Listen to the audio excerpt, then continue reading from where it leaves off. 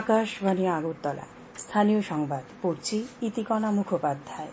মুখ্যমন্ত্রী অধ্যাপক ড মানিক সাহা বলেছেন, রাজ্য সরকার শিক্ষা ও স্বাস্থ্যকে সর্বাধিক অগ্রাধিকার দিয়ে কাজ করছে।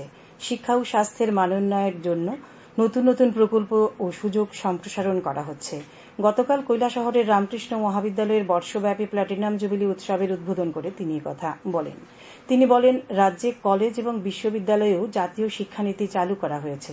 সেগুলো ধীরে ধীরে বাস্তবায়িত হচ্ছে। পরবর্তী প্রজন্ম এর সুফল ভোগ করবে।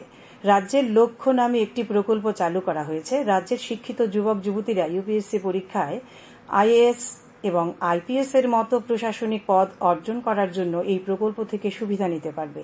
এই প্রকল্পের অধীনে এই সমস্ত প্রশাসনিক পদে প্রিলিমিনারি পরীক্ষায় যারা সাফল্য লাভ করে তাদের 5,20,000 আর্থিক সহায়তা দেওয়া হয়। ডিস্ট্রিক্ট ডেভেলপমেন্ট কোঅর্ডিনেশন মনিটরিং কমিটির দিশা এক সভা গতকাল উত্তর ত্রিপুরা জেলায় অনুষ্ঠিত হয়। জেলাশাসক কার্যালয়ের সভাকক্ষে আয়োজিত এই সভায় সভাপতিত্ব করেন পূর্ব ত্রিপুরা সংসদীয় ক্ষেত্রের সাংসদ কৃতি দেবী দেববর্মন। তিনি বলেন, মানুষের আর্থসামাজিক অবস্থার মান উন্নয়নে অগ্রাধিকার দিয়ে কাজ করতে হবে। সভায় সাংসদ শিক্ষা, স্বাস্থ্য, সমাজ কল্যাণ, কৃষি, উদ্যান পালন, পূর্ত, পানীয় জল ও স্বাস্থ্যবিধান, বিদ্যুৎ, জাতীয় সড়ক, গ্রামীণ সড়ক উন্নয়ন কর্মসূচিগুলি নিয়ে বিস্তারিতভাবে পর্যালোচনা করেন। তাছাড়াও সম্প্রতি বন্যায় জেলায় যে ক্ষয়ক্ষতি হয়েছে তাও পর্যালোচনা করেন। বন্যায় ক্ষতিগ্রস্ত পরিবারগুলিকে সহায়তা, ক্ষতিগ্রস্ত রাস্তাঘাট দ্রুততার সাথে মেরামত করার ওপর গুরুত্ব আরোপ করেন।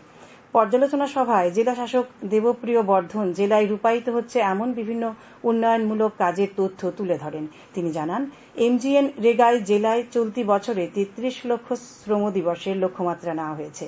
তিনি জানান, এমজিএন রেগায় স্থায়ী সম্পদ তৈরি করার উপর গুরুত্ব দেওয়া হয়েছে। সভায় সাংসদ জেলার বিভিন্ন উন্নয়নমূলক কাজের পর্যালোচনা করেন। সভায় উপস্থিত ছিলেন বিধায়ক যাদবলাল দেবনাথ, বিধায়ক শৈলেশ চন্দ্র নাথ সহ জেলার শীর্ষ আধিকারিকরা। আজ ত্রিপুরা কেন্দ্রীয় বিশ্ববিদ্যালয়ের ত্রয়োদশ সমাবর্তন অনুষ্ঠান হবে। বিশ্ববিদ্যালয়ের মহারাজা বীরবিক্রম শতবার্ষিকী ভবনে সকাল 11টায় এই সমাবর্তন অনুষ্ঠানের উদ্বোধন করবেন রাজ্যপাল ইন্দ্রসেনা রেড্ডি নালু। অনুষ্ঠানের সভাপতিত্ব করবেন বিশ্ববিদ্যালয়ের আচার্য আহমেদ জাভেদ। জেআরবিটি পরিচালিত মাল্টিটাস্কিং স্টাফ গ্রুপ ডি পদে নিয়োগের জন্য গৃহীত পরীক্ষায় উত্তীর্ণদের তালিকা গতকাল প্রকাশ করা হয়েছে। মোট 2,437 জন প্রার্থী উত্তীর্ণ হয়েছেন।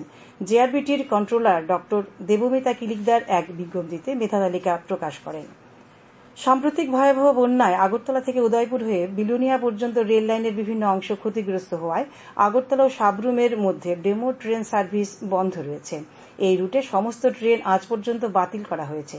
তাছাড়া কাঞ্চনজঙ্ঘা এক্সপ্রেস সাব্রুমের পরিবর্তে আগরতলা থেকে শিয়ালদহের উদ্দেশ্যে আজ রওনা হবে। এনএফ রেলওয়ে সূত্রে এ খবর জানা গেছে।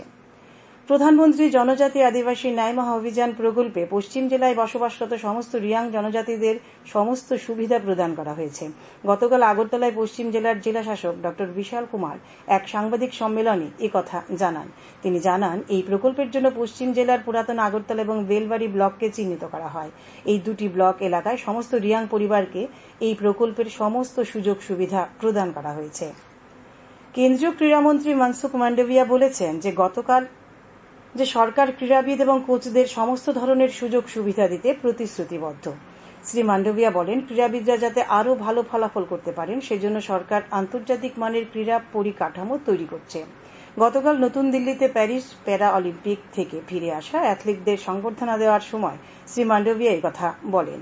স্বর্ণপদক বিজয়ী অবনী লেখারাম, রৌপ্য পদক বিজয়ী মনীষ নারওয়াল ও প্রণব শর্মা এবং ব্রোঞ্জ পদক বিজয়ী মোনা আগরওয়াল, রুবিনা ফ্রান্সিস এবং রাকেশ কুমারকে সংবর্ধনা জানানো হয়। ত্রিপুরা ফুটবল অ্যাসোসিয়েশন পরিচালিত চন্দ্রস্মৃতি ঘরোয়া প্রথম ডিভিশন লীগ ফুটবল প্রতিযোগিতার খেলায় গত রাতে রামকৃষ্ণ ক্লাব জয়লাভ করেছে। উমাকান্ত মিনি স্টেডিয়ামে নৈশালকে অনুষ্ঠিত খেলায় রামকৃষ্ণ ক্লাব 2-1 গোলে জুয়েলস অ্যাসোসিয়েশনকে পরাজিত করে, ফলে 3 পয়েন্ট পায়। আজ আকাশ সাধারণত মেঘাচ্ছন্ন থাকবে। দু এক জায়গায় বজ্রবিদ্যুৎ সহ হালকা থেকে মাঝারি পর্যায়ে বৃষ্টিপাতের সম্ভাবনা রয়েছে।